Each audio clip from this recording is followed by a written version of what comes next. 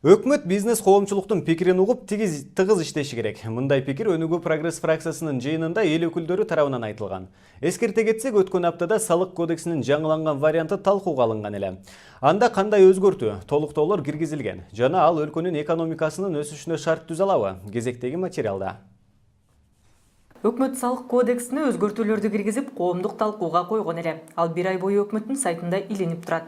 Андан соң парламенттин кароосуна жөнөтүлөт. Кабардар болгон бизнес коомчулугунун өкүлдөрү долбоорду карап, талкуулап чыгууга убакыт керек экенин билдирип, Өнүгүү Прогресс фракциясына кайрылган. Биз ушул бизнестердин өкүлдөрү менен 17 январда жана 23 январда бир топ уюмдун жетекчилери менен биз учурашып, алардын ойлорун мен угуп, анан кийин бир топ маселелер чыгып калды. Фракция лидери Бакыт Төрөбаевдин билдиришинче, салык кодексинин жаңы редакциясында бир катар мүчүлүштүктөр орун алган. Концепциясы жок экен. Экинчиси АРВ жок экен. Үчүнчүсү текшерүүлөрдүн жаңы түрлөрү пайда болуп атат. Отчеттордун көбөйүшү, текшерүүлөрдүн ыйгарым укуктарынын көтөрүлүшү, күчөтүлүшү жана патент системасын кыскартуу боюнча да маселе көтөрүлүп. Патент системасы жана бизнестерди ар кандай градацияларды бөлүү, кичи, орто, чоң градация бөлүп койду.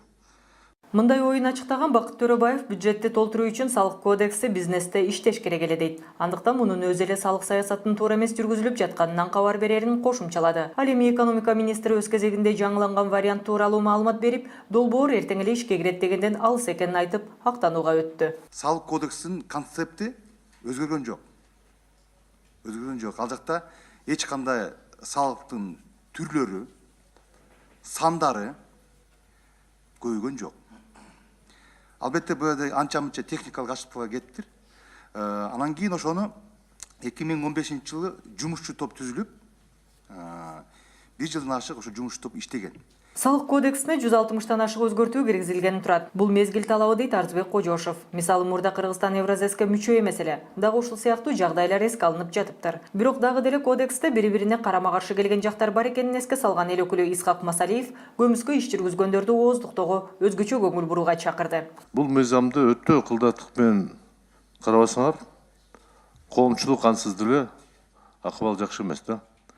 Төлөгөн кишиге, ишкерге салык көтөрүлөт, качып жүргөн төлөбөгөндөр ошондой качып жүрө берет да.